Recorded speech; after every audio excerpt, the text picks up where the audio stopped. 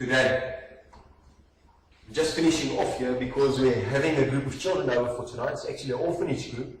And they came over tonight because we're having a movie evening and we're going to give them some hamburgers. That's why we're barbecuing a few patties outside at the moment. And after we watch the movie, we're probably going to have a short little Bible study. But while I was preparing the food and just getting all the stuff ready before they arrived, I thought of a passage in the Bible in the book of Luke. The book of Luke where Jesus asked his disciples to give the crowd of people something to eat. He tells them, you give them something to eat. But now I want you to imagine what is happening in that situation. There is 5,000 people there. And it's getting late. And the disciples went to Jesus and told him that he must send the crowds away because they are at a remote place and the people must find some lodging and something to eat. And they don't have enough money to buy food for all of them, and they're at a remote place, they're not close to anywhere where they can buy food. And then Jesus just tells them, you give them something to eat. And it actually sounds like a ridiculous task. How can they, that have barely enough for themselves, 5 loaves and 2 fishes, give the hordes, the masses, something to eat? And you can imagine what went through their heads. They probably have had lots of reasons why we shouldn't try this out, divide this amongst the people.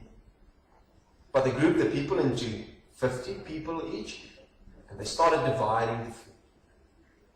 And at the end, there were 12 baskets left. God gave to them in abundance. How many times in our lives does God ask us to do stuff for him? Just to live his love amongst the people around him. And sometimes it sounds ridiculous. Sometimes we don't feel like doing it. Sometimes it's just too much of a sacrifice. I'm not going to ask my wife or husband to forgive me again. Because they don't listen. They think we are not sorry for what we did. I'm not going to spend any more time with my children because they're not grateful for it. I'm not going to give them any more money because they're not grateful and they don't think that I want the best for them. I'm not going to speak to that colleague of mine because he never listens. That stranger that I walk past every day on the street, does he really need food? He probably sells it for alcohol.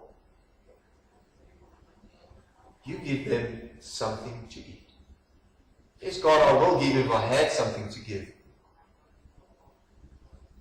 God asks of you in this passage in the Bible to use the little you got, the little bit you have, the 5 loaves and 2 fishes, and start spreading it. Spreading his love. You give them something to eat. God will make the miracle happen. He's got the power and he's almighty to do it.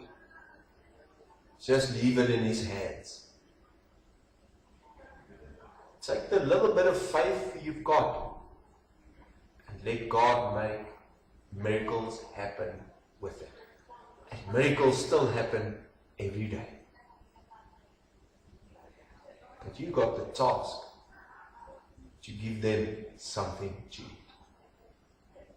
And someday, when somebody didn't make it in this life, where they're sitting in ashes at the end of their lives, don't let them point fingers towards you that you were too stingy to give, to spread. And by that I don't mean money. I mean spreading God's love. The way he gave to us in abundance through Jesus Christ. He gave to us more than what was needed. Use the little you got and divide it amongst the people around you, amongst your family, amongst your colleagues at work, amongst your friends, and even amongst strangers. And you will be surprised of the abundance that is left. Till next week.